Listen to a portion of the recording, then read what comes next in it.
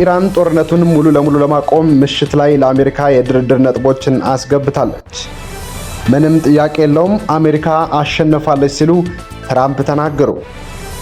ጠቅላይ ሚኒስትር አብይ አህመድ የሌተናንት ጀነራል ታደሰ ወረደን ሹመት ለ1 ዓመት አራዘሙ። የኢትዮጵያ ብሔራዊ ምርጫ ቦርድ መራጮች እንዲመዘገቡ የተለያዩ ጫናዎች እየተደረጉ መሆናቸውን ገለጸ። ሰላም እንዴት አላችሁ? የአንደበት ሚዲያ ቤተሰቦች እያደመጣችሁት ያላችሁት አንደበት መረጃ ነው። ዓለም አቀፍ እንዲሁም የሀገር ውስጥ መረጃዎችን ወደ እናንተ አድማጭ ተመልካቾች ያደርሳለሁ። መረጃዎችን ሊደርሷችሁ ሰብስክራይብ በማድረግ የደወል ምልክቷን መጫን አይርሱ። ወደ ዝርዝር መረጃዎች አልፋለሁ። የኢትዮጵያ ብሔራዊ ምርጫ ቦርድ መራጮች እንዲመዘገቡ የተለያዩ ጫናዎች እየተደረጉ መሆናቸውን ገለጸ። የኢትዮጵያ ብሔራዊ ምርጫ ቦርድ በመራጮች የምዝገባ ሂደት ወቅት ቤት ለቤት በመሄድ ካርድ ውሰዱ በሚል አንስቶ ማህበራዊ አገልግሎት ማግኘት እንዲሁም ከደሞዝ መቁረጥ ጋር በማያያዝ በዜጎች ላይ ተጽዕኖ እስከማድረስ ያሉ ተግባራትን ማስተዋሉን ገልጿል። ምርጫ ቦርድ ሐሙስ መጋቢት 24 2018 ዓ.ም ባወጣው መግለጫ ላይ ለ7ኛው ጠቅላላ ምርጫ የመራጮች ምዝገባ እያካሄደ መሆኑን አስታውቋል። ቦርዱ በመራጮች የምዝገባ ሂደት የህግ ጥሰት ማስተዋሉን በመግለጽ ባወጣው መግለጫ የእርምት እርምጃ ላይ የማይወሰድ ከሆነ ችግሩ በተስተዋለባቸው የምርጫ ክልሎችና ጣቢያዎች ምርጫ እንዳይካሄድ እስከማድረግ የሚደርስ ውሳኔ እንደሚያስተላልፍ አስጠንቅቋል። ቦርዱ የደረሰውን ጥቆማ መነሻ በማድረግ ለክልል መንግስታትና ለሁሉም የከተማ አስተዳደሮች የቤት ለቤት ቅስቀሳ ከማድረግ እንዲቆጠቡና በመራጭነት መመዝገብን እንደ ግዴታ የሚያደርግ ያልተገባ ተጽዕኖ እንዲታቀቡ በጽሁፍ ማስታወቁን አመልክቷል። በማንኛውም አካል ህግን በመጣስ በየቤቱ በመሄድ ተመዝገቡ ማለትና በየመስሪያ ቤቱ ለመራጭነት እንዲመዘገቡ ማስገደድ እንደማይቻል የምርጫ ቦርድ በመግለጫው ላይ ጠቅሷል። ቦርዱ የመራጭነት ካርድ ካልወሰዳችሁ ደሞዛችሁ ይቆረጣል ማለትና ማስፈራራት ህገወጥ ድርጊት በመሆኑ አጥብቆ እንደሚቃወምም ገልጸዋል። ቦርዱ በዚህ መግለጫውም የእርምት እርምጃ እንደማይወሰድ ከሆነ የተጠቀሰው ያልተገባ ቅስቀሳ በሚደረግባቸው የምርጫ ክልሎችና የምርጫ ጣቢያዎችን በመለየት ምርጫ እንዳይካሄድ የሚያደርግ እርምጃ እስከ ለመወሰን የሚገደድ መሆኑን አስታውቋል። ዜጎች መምረጥ ህገ መንግስታዊ መብታቸው መሆኑን የገለጸው የኢትዮጵያ ብሔራዊ ምርጫ ቦርድ ለመራጭነት መመዝገብ በምንም መልኩ በግዴታ መሆን የለበትም ብሏል። በመራጭነት መመዝገብ ግዴታ አይደለም። ካርድ አለመውሰድም ደሞዝ የማያስቆርጥና ከስራም ሆነ ከማንኛውም ማህበራዊ አገልግሎት እንደማያስከለክል በመግለጫው ላይ ጠቅሷል። 7ኛው ሀገራዊ ምርጫ ግንቦት 24 2018 ዓ.ም የሚካሄድ ሲሆን የእጩዎች ምዝገባ ተጠናቋል። ቦርዱ የመራጮችን ትምህርት ለማስተማር ራሱ የተለያዩ አማራጮችን በመጠቀም የሚያካሄድ ወይም ፍቃድ የሚሰጣቸው አካላት ሊያስተምሩ እንደሚችሉ ገልጿል። በምርጫው ለመወዳደር የተመዘገቡ የፖለቲካ ፓርቲዎች የምረጡ እንቅስቃሴ ማድረግ እንደሚችሉ በመግለጫው ላይ አመልክቷል። ዘገባው የቢቢሲ አማሪክ ነው። ጠቅላይ ሚኒስትር አብይ አህመድ የሌተናንት ጀነራል ታደሰ ወረደን ሹመት ለ1 ዓመት አራዘሙ።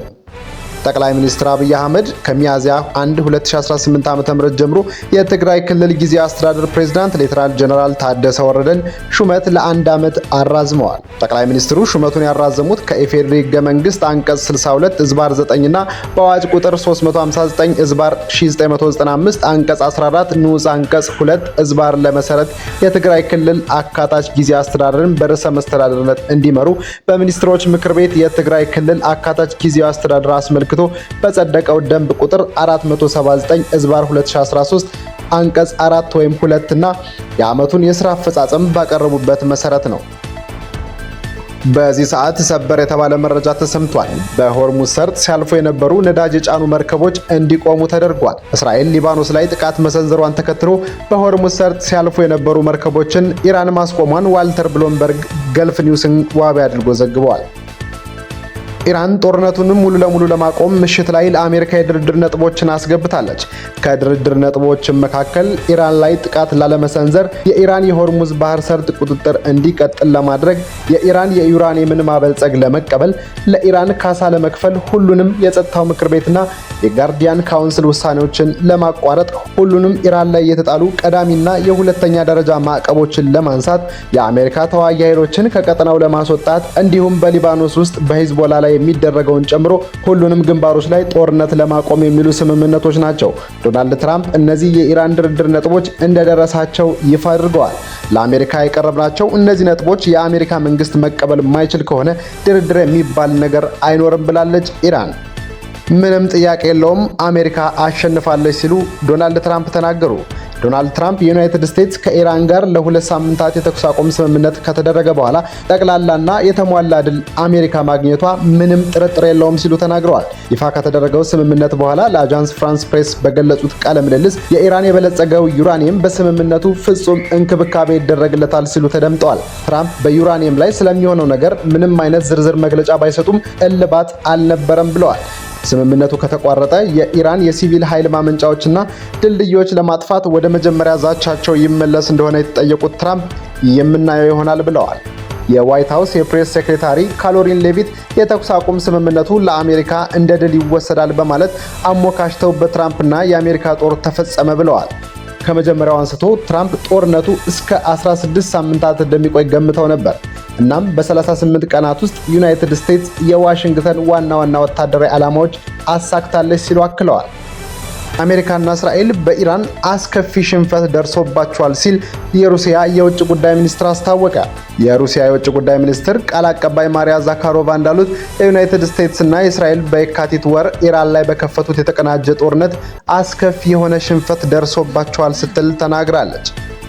በስፑትኒክ ሬዲዮ ላይ ሀገራችን ከመጀመሪያው ጀምሮ ይህንን ጥቃት በአስቸኳይ ማቆም አስፈላጊ መሆኑን፣ ለዚህ ሁኔታ ምንም አይነት ወታደራዊ መፍትሄ የለም ወይም በክልል ውስጥ የስርዓት ለውጥ ለማስፈን የሚደረግ ሙከራ አይሳካም ማለታቸውን አስታውሰዋል። ዛካሮቫ እውነተኛ የፖለቲካና ዲፕሎማሲያዊ ስምምነት መጀመር አስፈላጊ ነበር፣ እሱም በእርግጥ በድርድር ሂደት ላይ የተመሰረተ አቋምን ከግምት ውስጥ በማስገባት ነው ስትላክላለች።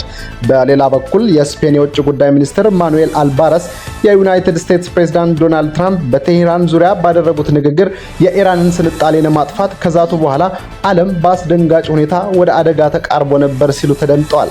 የተኩስ አቁም ስምምነቱ ከተደረሰ አልባረስ ሚኒስትሩ እንደተናገሩት የትራምፕ ለኢራን የሰጡት የመጨረሻ ቃል በፍጹም የሰው ልጅ ዘንድ ተቀባይነት የለውምና ግጭቱ በፍጹም መጠናቀቁን ለማወቅ በጣም ገና ነው ሲሉ ገልጸዋል። አክለውም አንድ የወታደራዊ ልዕለ ኃያል መሪ ሀገር እንዲህ አይነት ዛቻ ሲሰነዝሩ በቁም ነገር መመልከት ያስፈልጋል ብለዋል። ለኢራን የጦር መሳሪያ እንዳትሸጡ ብለዋል ዶናልድ ትራምፕ። ፕሬዝዳንት ዶናልድ ትራምፕ ለኢራን የጦር መሳሪያ የሚሸጡ ሀገራት ላይ 50 በመቶ ታሪፍ እጥላለሁ ሲሉ ዛቱ። አሜሪካና ኢራን ለረጅም ጊዜ የሰላም መንገድ ተጉዘዋል ያሉት ትራምፕ በትሩዝ ሶሻል ሚዲያቸው ላይ ታሪፍ ማንሳታቸውን አነጋጋሪ ሆነዋል። ለቴሄራን አጋሮችና ወዳጆች ማሳሰቢያ ሰጥተዋል። ሪፐብሊካኑ ወታደራዊ የጦር መሳሪያዎችን ለኢራን የሚያቀርቡ ሀገራት ወዲያውኑ ታሪፍ ይጣልባቸዋል በሚል መዛታቸው ዋሽንግተን የያዘችውን አቋም ጥያቄ ውስጥ አስገብቷል። ለኢራን የጦር መሳሪያ የሚሸጡ ሀገራት ወደ አሜሪካ በሚገቡ በሁሉም ምርቶቻቸው ላይ ቀረጥ እንደሚጣልባቸው እያወቁ ያድርጉት ብለዋል። ከታሪፍ የሚያልፍ አንድም ምርት አይኖርም በሚል አሳስበዋል ዶናልድ ትራምፕ። ማሳሰቢያው የ2 ሳምንቱን የተኩስ አቁም ስምምነት ችግር ውስጥ እንዳይከተውም ተሰግቷል። ስለተከታተላችሁኝ እጅግ አድርጌ አመሰግናለሁ። አንደበት መረጃ በሌሎች መረጃዎች ትመለሳለች። ቻናሉን ሰብስክራይብ በማድረግ የደወል ምልክቷን መጫን አይርሱ። ሰላም ሁኑልኝ።